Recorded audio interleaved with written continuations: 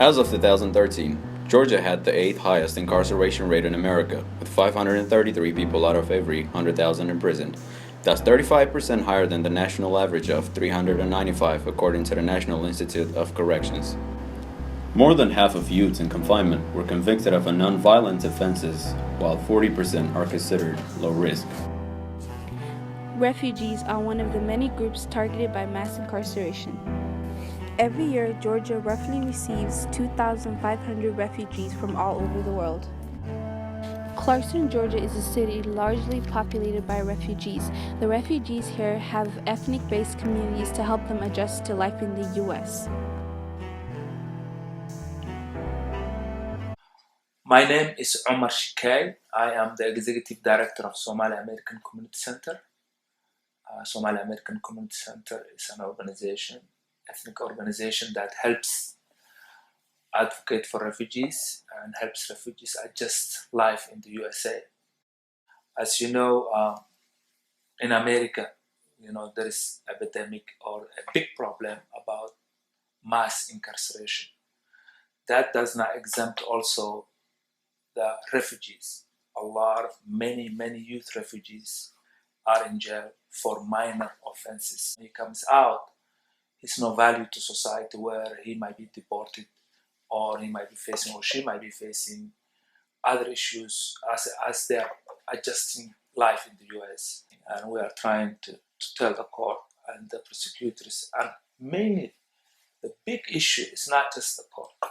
The big issue, there are aggressive detectives who are prosecutor acting, and they are overcharging these kids, and they're taking them to jail. And the main problem is also, these refugees cannot afford a good lawyer.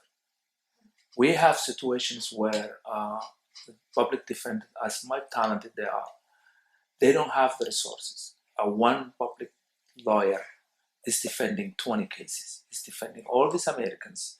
He's defending this. Plus, he needs help with English language, help to meet with the parents. And sometimes what I found is the public defender does not even meet the family until he met them at the court. Or also, he does not know anything about the case until he met them at the court.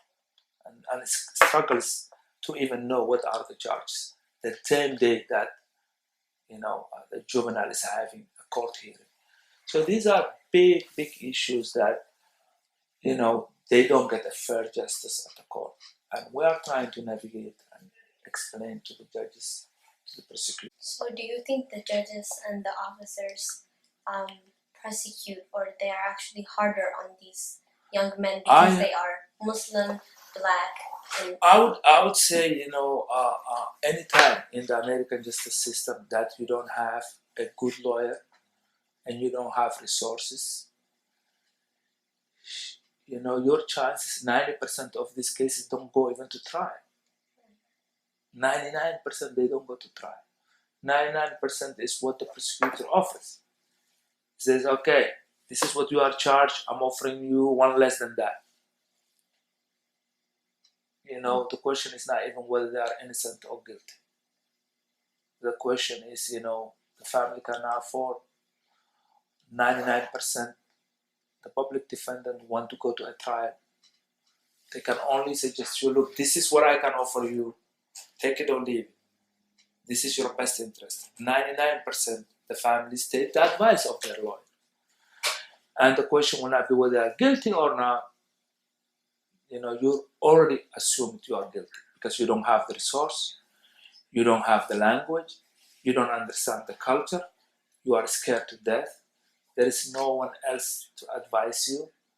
So, and the public defendant, as much they want to help you and try the cases, they are overwhelmed. And they are human beings. They have to do the secretary, they have to do the investigation, they have to do the research. They just don't have investigators, detectives, so all of that. So, these are the things that are real.